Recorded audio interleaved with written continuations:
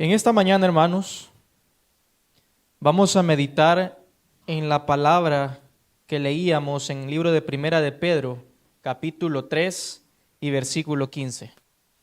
Primera de Pedro, capítulo 3, versículo 15. Y quiero que meditemos en lo que nos dice ese versículo y la manera en que el Señor nos empieza exhortando a cada uno de nosotros. Primera de Pedro, capítulo 3, versículo 15. Y la palabra de Dios nos dice así: si no, santificad a Dios el Señor, ¿a dónde dice? En vuestros corazones, y estad siempre preparados para presentar defensa con mansedumbre y reverencia ante todo el que os demande razón de la esperanza que hay en vosotros. Por eso, el tema de esta mañana lleva por título: ¿estamos listos para responder? ¿Estamos listos para responder? Como dice el hermano, debemos estar listos para responder. Pero ¿a quién vamos a responder? ¿Delante de quiénes lo vamos a hacer? Gracias. Entonces, por eso quería al principio leer de nuevo lo que nos dice Primera de Pedro 3:15, porque ahí lo dice: estad siempre preparados para presentar defensa, ¿cómo? Con mansedumbre y reverencia ante todo el que os demande razón de la esperanza que hay en vosotros. Como ustedes observan en la imagen, una persona está delante de un tribunal, ¿verdad? De unos jueces. A esa persona debe ser juzgada. Y también lo mismo ha de suceder en algún momento con cada uno de nosotros. Pero no solamente va a llegar a suceder en ese caso. ¿Qué tal si en algún momento viene una persona acá, o así como ustedes sábado tras sábado salen a hacer la obra misionera y de repente alguien les sale con algo? ¿Qué ustedes van a responder a esa persona? ¿Vamos a estar preparados para defender la verdad, lo que hemos creído nosotros? Por eso dice acá, ¿de qué manera yo he de responderle a esa persona? Dice que lo debo de hacer con mansedumbre y reverencia. No voy a responderle a esa persona de una manera que me voy a exaltar y que le voy a hablar demasiado fuerte. Pero, para que nos da a entender que debemos de hacerlo con suavidad. Lo hacía con mansedumbre, lo hacía con suavidad. Ahora bien, la verdad puede ser rechazada si es comunicada con altivez o en forma polémica. Entonces miren qué interesante. Por eso cada vez que yo vaya a defender o a presentar algo, debo de hacerlo con mansedumbre y reverencia. Porque a medida yo lo haga de una manera con altivez o en forma polémica, entonces la verdad dice que puede ser rechazada. El propósito de la verdad es hacer que los hombres sean semejantes a Cristo. ¿Cuántos de nosotros anhelamos ser semejantes a Cristo? Hemos creído y hemos aceptado esta verdad, ¿sí o no? Entonces el propósito de la verdad que Dios nos presenta en su palabra es que nosotros seamos semejantes a Él. Pero ahora, si no se presenta en una forma como lo haría Cristo, entonces todo esto pierde su atracción. En realidad, los miembros de la iglesia deben estar preparados, o sea, cada uno de nosotros debemos estar preparados para hacer frente a los desafíos de las mentes más sutiles del mundo. La verdad es razonable y no tiene por qué temer frente a la oposición. Hay algo muy interesante que nos dice ahí, que dice que debemos de estar preparados para hacer frente a los desafíos de las mentes más sutiles del mundo. Hay personas que estudian la palabra de Dios. Pueden venir en contra de lo que la palabra de Dios dice. Pero si yo no estoy preparado y esa persona me lo está diciendo con la palabra de Dios, si yo no estoy preparado bien, hablando espiritualmente, puede ser en un momento que yo crea lo que esa persona me está diciendo. Y de repente esa persona me presente su mensaje y yo me salga de la verdad en la que yo he creído. Por eso dice el Señor, debemos de estar listos para responder. Y vamos a leer lo que nos dice 2 de Timoteo capítulo 3, versículos 16 y 17. Segunda de Timoteo, capítulo 3, versículos 16 y 17. Un versículo, textos muy conocidos, que lo sabemos de memoria, pero que es necesario que lo recordemos. ¿Todos lo tienen ya? La palabra de Dios nos dice que toda la Escritura es inspirada por Dios y útil ¿para qué? Para enseñar, para redarguir, para corregir y para instruir en justicia, a fin de que el hombre de Dios sea como perfecto y enteramente preparado para toda buena obra. Miren qué maravilloso es ese Señor, que nos ha dejado su palabra para que la utilicemos para enseñar, para redarguir, para que corrijamos, pero también instruyamos en justicia.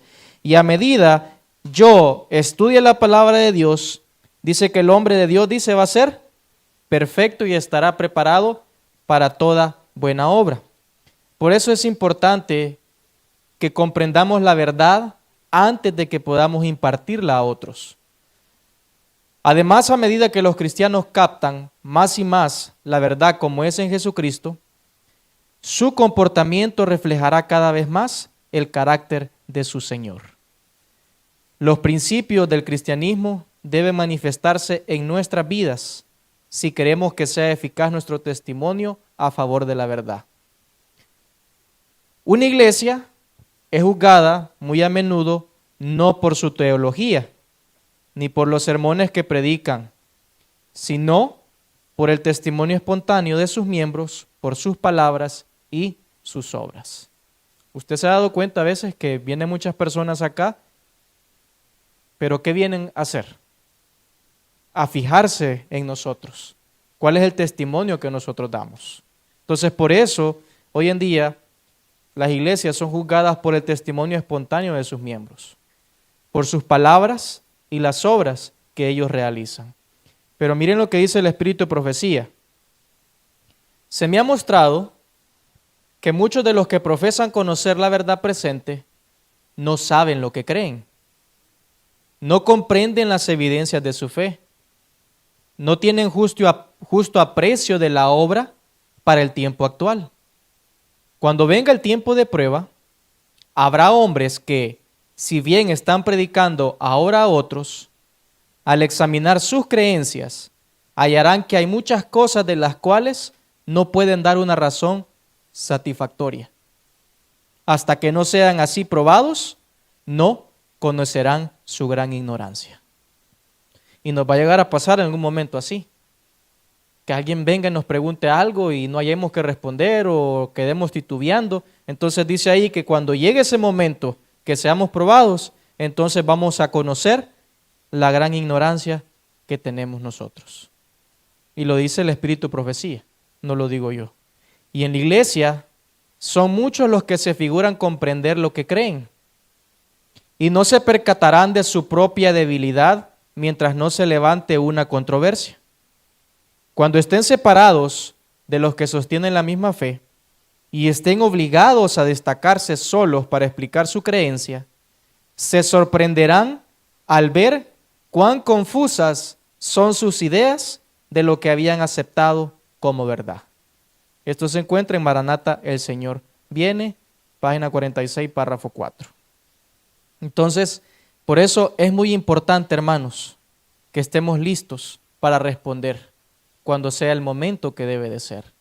Pero es necesario y muy importante que estudiemos la palabra de Dios día tras día. Vamos a ver lo que nos dice en el libro de Tito, capítulo 3 y versículo 1.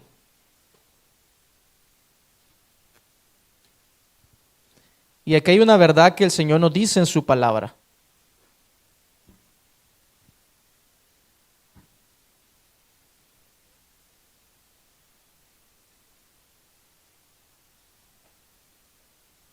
Tito capítulo 3, versículo 1.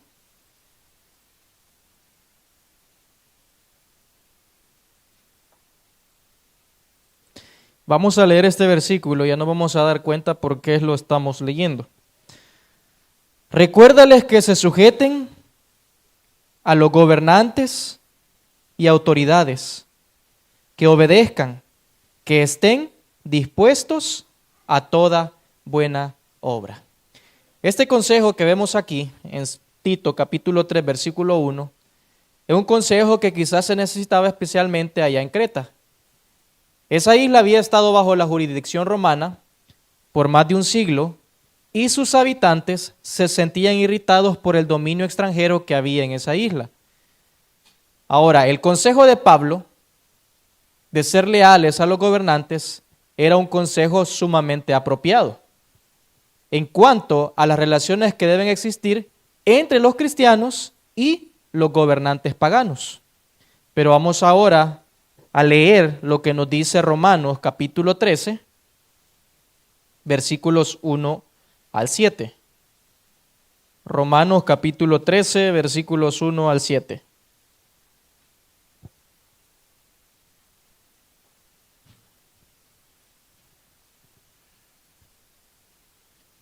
Romanos capítulo 13, versículos 1 al 7.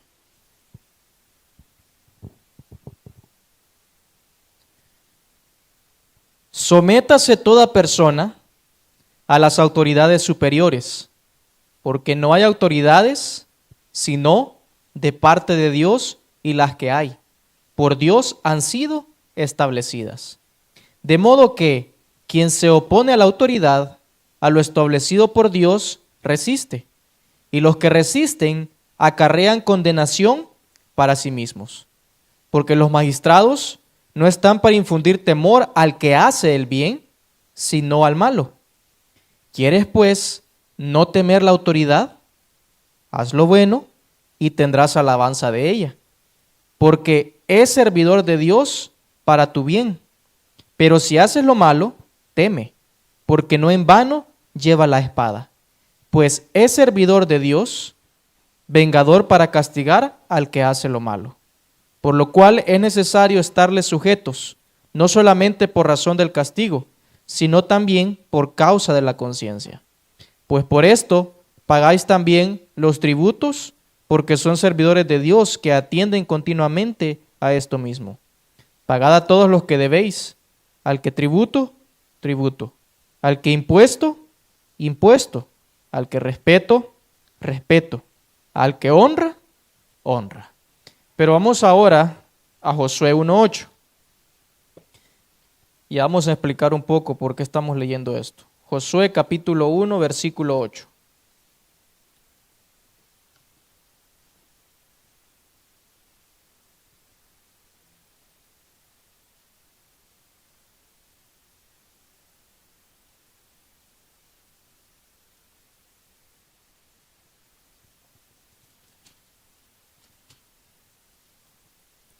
Josué capítulo 8 nos dice así: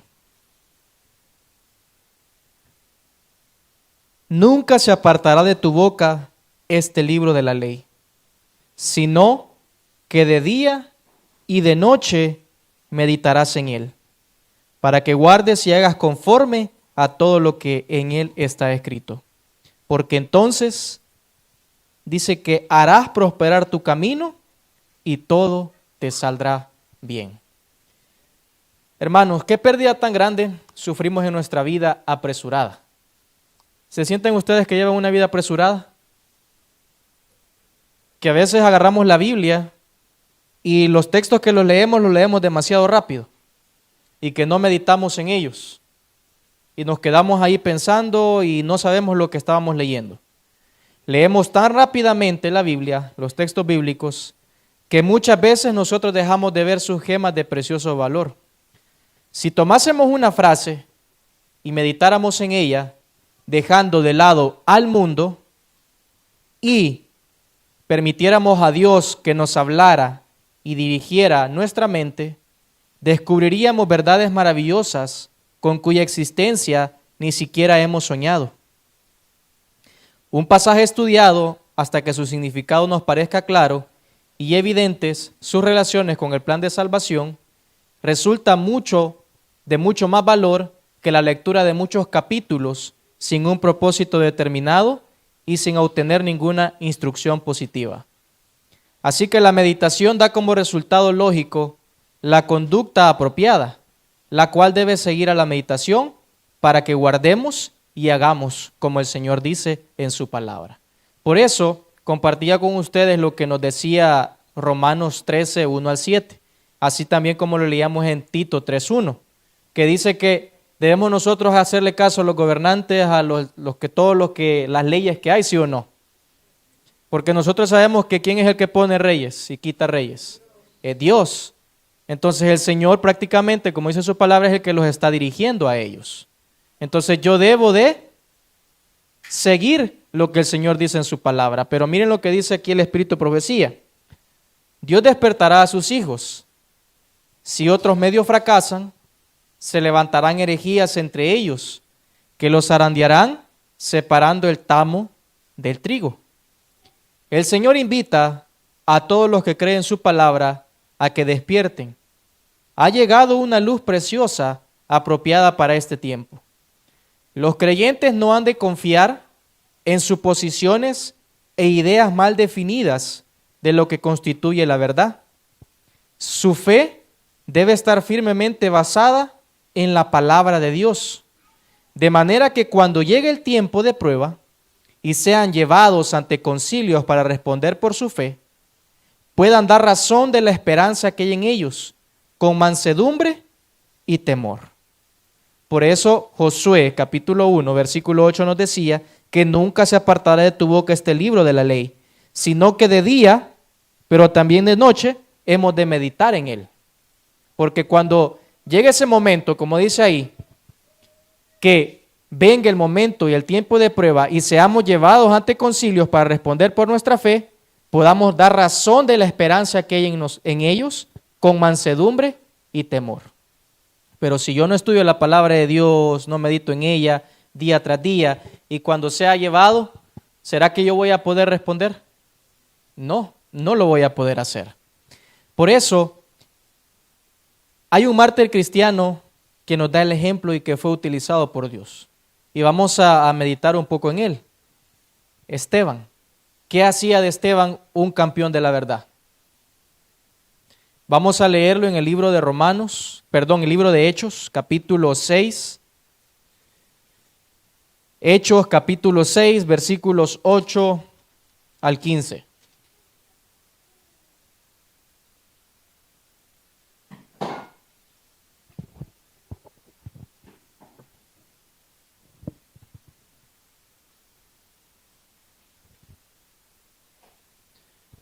Hechos, capítulo 6, versículos 8 al 15. Y Esteban era un hombre, ¿cómo dice ahí? Lleno de gracia y de poder. Hacía grandes prodigios y señales entre el pueblo.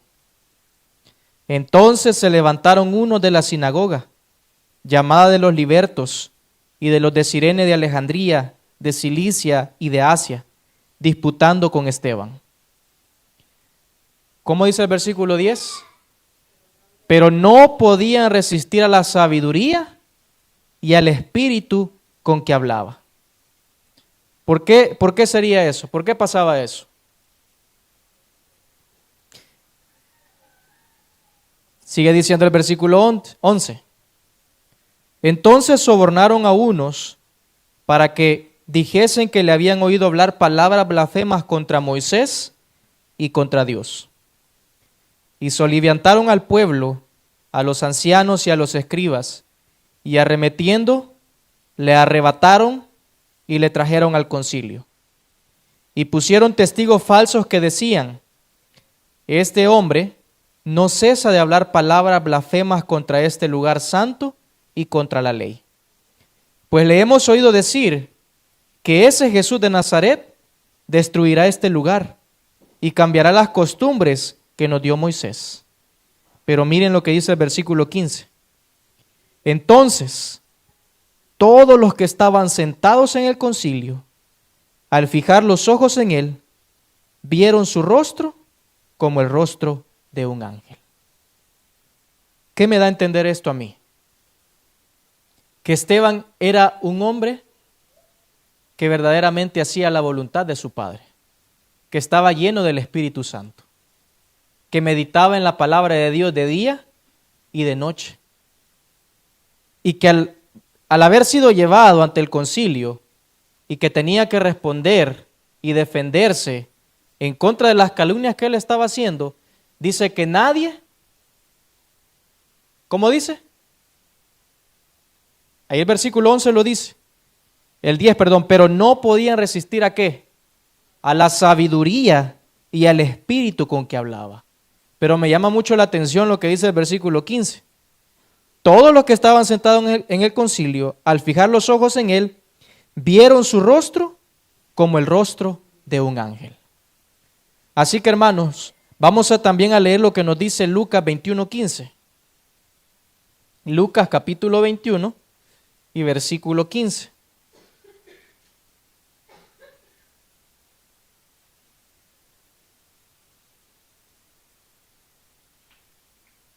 Lucas capítulo 21, versículo 15. Y aquí vamos a ver lo que Dios hizo con Esteban al haber estado presente ante el concilio. 21:15. Porque yo os daré palabra y sabiduría, la cual no podrán resistir ni contradecir todos los que se opongan. ¿Y quiénes eran los que se estaban oponiendo en contra de Esteban? Los maestros de la ley. Se puede decir que los mismos de la iglesia a la que él asistía. ¿Será que lo mismo puede suceder con nosotros hoy en día aquí también? Por eso debemos de estar listos nosotros cuando eso llegue a suceder. También no basta decir que la mirada de Esteban se debía a una natural dignidad de expresión, o que Esteban estaba admirablemente tranquilo y sereno frente a los graves peligros que lo amenazaban. Sin duda, su rostro se iluminó con un brillo divino.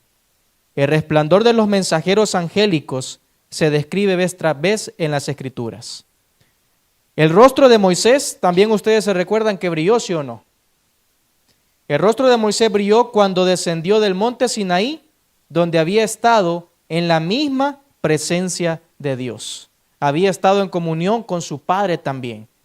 El rostro de Esteban también estaba iluminado porque estaba muy cerca de Cristo y por la luz de la visión que estaba por recibir de Jesús, que está a la diestra de Dios. Cristo Jesús, hermanos, quiere que seamos semejantes a Él. Y las personas allá afuera, al ver nuestro rostro, van a notar que hay algo diferente en nosotros.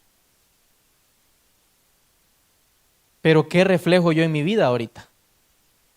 ¿Cómo estoy delante de los ojos de Dios? Vengo sábado tras sábado a la iglesia.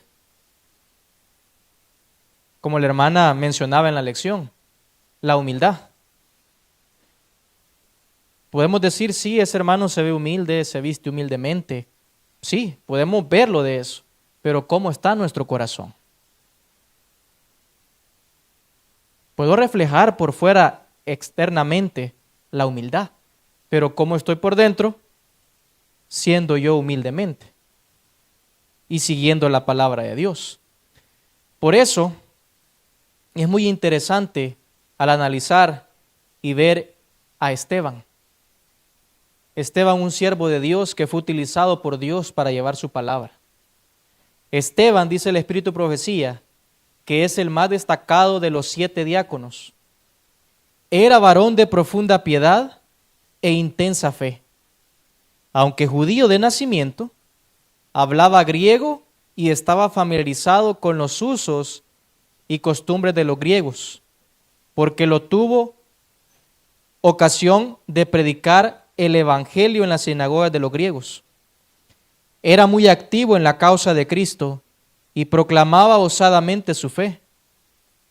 Eruditos, rabinos y doctores de la ley entablaron con él discusiones públicas, confiados en obtener fácil victoria.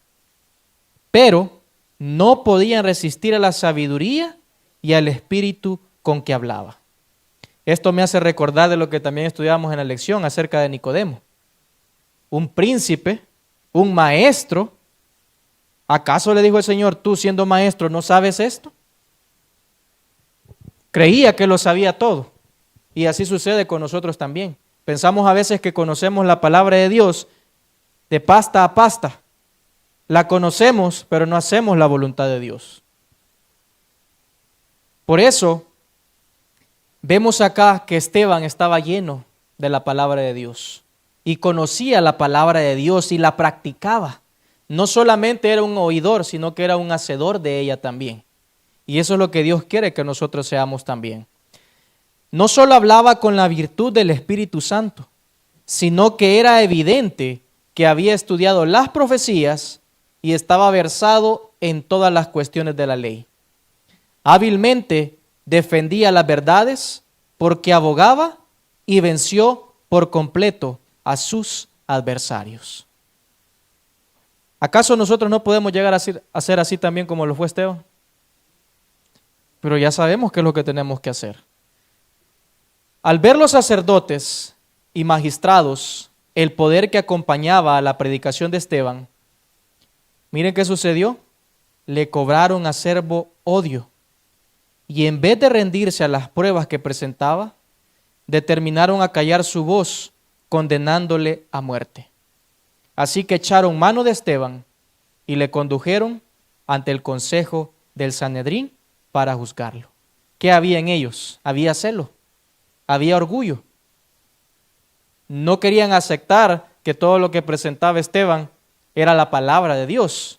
Y dice que le cobraron acerbo odio. Por eso llamaron a eruditos judíos de los países comarcanos para que refutasen los argumentos del preso. Saulo de Tarso estaba presente y tomó muy activa parte contra Esteban, aportando todo el peso de su elocuencia y la lógica de los rabinos a fin de convencer a las gentes de que Esteban predicaba falsas y perniciosas doctrinas. Pero Saulo encontró en Esteban un varón que comprendía plenamente los designios de Dios en la difusión del evangelio por las demás naciones. En vista de que los sacerdotes y magistrados no podían rebatir la evidente y explícita sabiduría de Esteban, resolvieron hacer en él un escarmiento, de modo que a la par de satisfacer su vengativo rencor, impidiesen por el miedo que otros aceptaran sus creencias. Sobornaron a unos cuantos testigos para que levantaran el falso testimonio de que le habían oído blasfemar contra el templo y la ley. Los testigos declararon: le hemos oído decir que este Jesús de Nazaret destruirá este lugar y mudará las ordenanzas que nos dio Moisés. Mientras Esteban se hallaba frente a frente con sus jueces para responder a la acusación de blasfemo, brillaba sobre su semblante una santa irradiación de luz, y todos los que estaban sentados en el concilio, puestos los ojos en él, vieron su rostro como el rostro de un ángel. Muchos de los que contemplaron esta luz, miren lo que sucedió, temblaron y encubrieron su rostro. Pero la obstinada incredulidad y los prejuicios de los magistrados no vacilaron. Miren qué interesante. La luz que Esteban tenía, dice que todos ellos al ver esa luz temblaron y encubrieron su rostro, porque no tenían la capacidad y no estaban preparados para ver la luz que brillaba en Esteban. Una luz, dice, como ángel. Por eso cantábamos el himno: más santidad dame, Señor. Porque si yo no estoy preparado, cuando Cristo venga, yo no le voy a poder ver cara a cara. Y estas personas ahí no estaban preparadas para ver esa luz que estaba siendo dada de parte de Dios a Esteban. Por eso temblaron y encubrieron su rostro. Pero ¿qué sucedió? Aunque estaban viendo eso, algunos de ellos que estaban ahí, dice que la obstinada incredulidad y los prejuicios de los magistrados no vacilaron. Continuaron encerrados en lo que ellos habían creído y querían seguir acusando a Esteban. vi que Esteban era un poderoso hombre de Dios, especialmente suscitado para ocupar un lugar importante en la iglesia. Satanás se regocijó por su muerte, porque sabía que los discípulos iban a sentir muchísimo su pérdida. Pero miren lo que sucedió. El triunfo de Satanás fue corto, porque en aquella compañía, presenciando la muerte de Esteban, estaba alguien a quien Jesús iba a revelarse. Y dice que esa persona era Saulo. Saulo no tomó parte en el apedreamiento de Esteban, pero consintió en la muerte de él. Era celoso en la persecución de la iglesia de Dios, a cuyos miembros buscaba y apresaba en sus casas, para entregarlos a aquellos que querían matarlos. Saulo era hombre de capacidad y educación. Su celo y saber le hacían merecedor de alta estima de parte de los judíos, mientras que era temido por muchos de los discípulos de Cristo. Sus talentos eran empleados eficazmente por Satanás para llevar adelante su rebelión contra el Hijo de Dios y contra los que creían en él. Pero Dios puede quebrantar el poder del gran adversario y librar a los que son llevados cautivos por él. Cristo había elegido a Saulo como instrumento escogido, que predicase su nombre, fortaleciese a sus discípulos en su obra y lograse más que ocupar el lugar de Esteban. Miren qué interesante. Nosotros pudiésemos ver, pero un hombre que persigue a los cristianos, que se cree que lo sabe todo, cómo Dios llegó a utilizar a ese hombre para que vinieran más personas a los pies de Cristo Jesús. Después de ser perseguidor de los cristianos,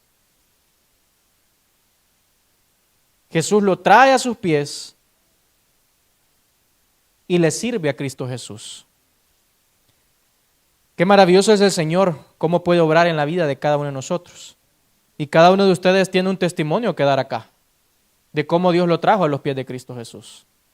A lo mejor era usted una persona que estaba cerrada completamente, que no quería ni escuchar la palabra de Dios,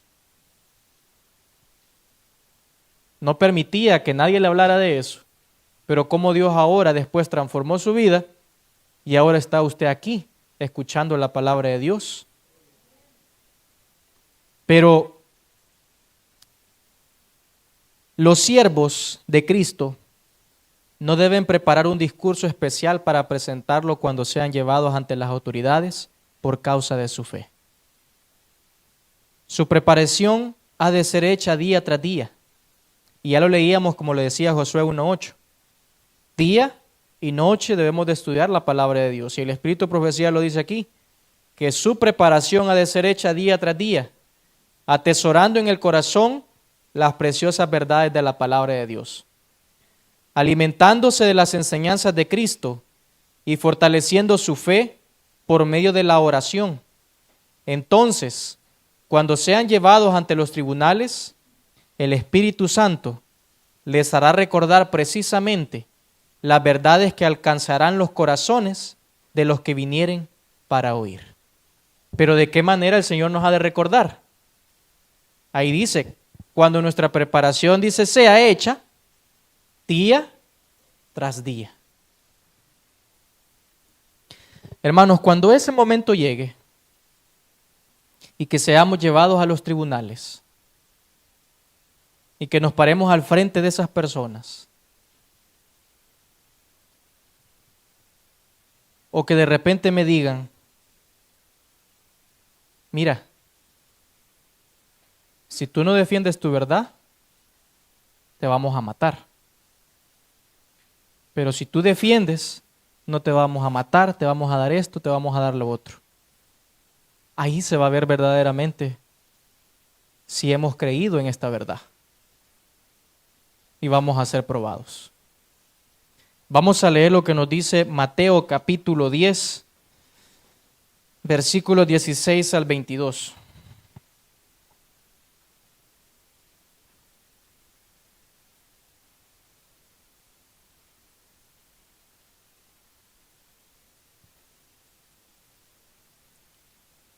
Mateo capítulo 10, versículos 16 al 22.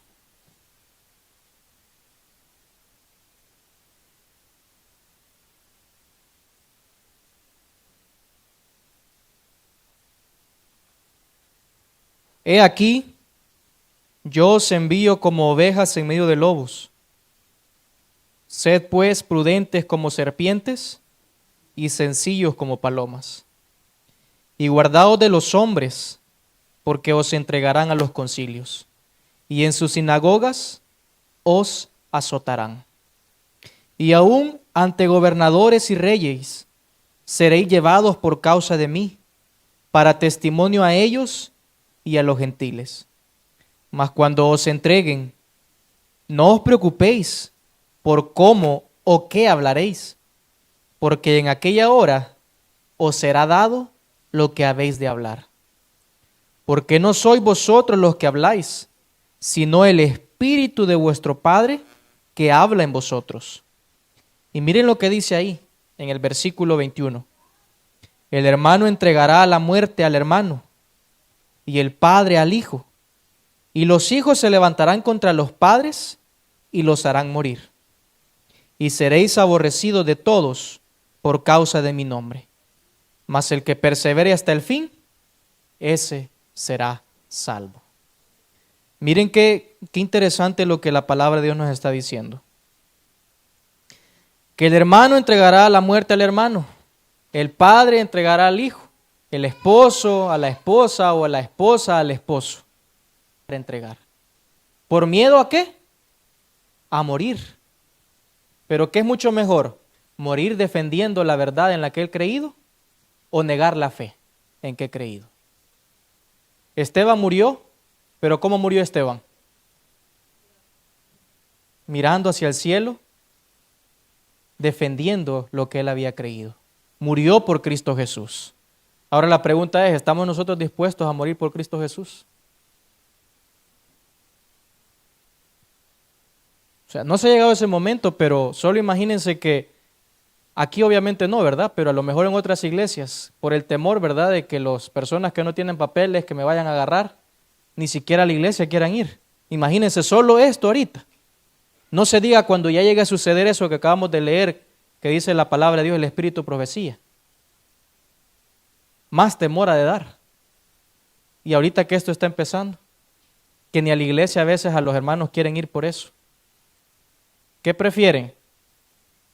Ir a trabajar si vamos. Pero a la iglesia no venimos. Imagínense que venga a la iglesia y en camino a la iglesia, vengo a la iglesia a adorar a Dios, me agarren, pero venía a la iglesia a adorar a Dios. Me van a llevar un tiempo a lo mejor estar preso allá. ¿Qué tal si Dios me utiliza estando adentro también para que otros escuchen el mensaje?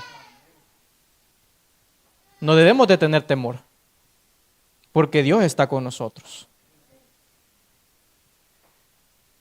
Reyes y gobernantes y grandes hombres, dice que tendrán noticias de vosotros por medio de los informes de los que están en enemistad con vosotros, y vuestra fe y vuestro carácter serán falsamente presentados ante ellos.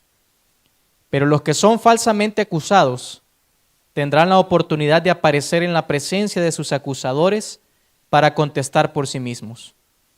Tendrán el privilegio de presentar la luz ante los que son llamados grandes hombres de la tierra. Y si habéis estudiado la Biblia, miren lo que dice ahí, y si habéis estudiado la Biblia, si estáis listos para responder con mansedumbre y reverencia a todo hombre que os demande razón de la esperanza que hay en vosotros, dice que vuestros enemigos no podrán contradecir vuestra sabiduría. Pero quiero recalcar lo que dice ahí, si habéis estudiado la Biblia. Pero si no la he estudiado, entonces ¿qué va a pasar? No hemos de recordar nada. Entonces debemos nosotros estudiar la palabra de Dios. Los ojos del Señor se fijan en cada uno de sus hijos. Tiene planes acerca de cada uno de ellos. Es propósito suyo que aquellos que practican sus santos preceptos sean un pueblo distinguido. Al pueblo de Dios de la actualidad, tanto como al antiguo Israel, pertenecen las palabras que Moisés escribió por inspiración del Espíritu. Porque tú eres pueblo santo a Jehová tu Dios. Jehová tu Dios te ha escogido para hacerle un pueblo especial, un pueblo diferente, más que todos los pueblos que están sobre la faz de la tierra. Deuteronomio capítulo 7, versículo 6. Pero miremos y recordemos lo que nos dice Primera de Pedro, capítulo 2, versículo 9. Primera de Pedro, capítulo 2, versículo 9.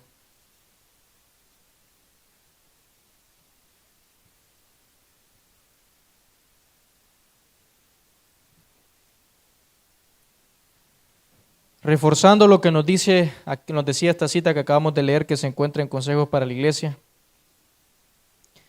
Mas vosotros sois linaje escogido, real sacerdocio, nación santa, pueblo adquirido por Dios, para que anunciéis las virtudes de aquel que os llamó de las tinieblas a su luz admirable.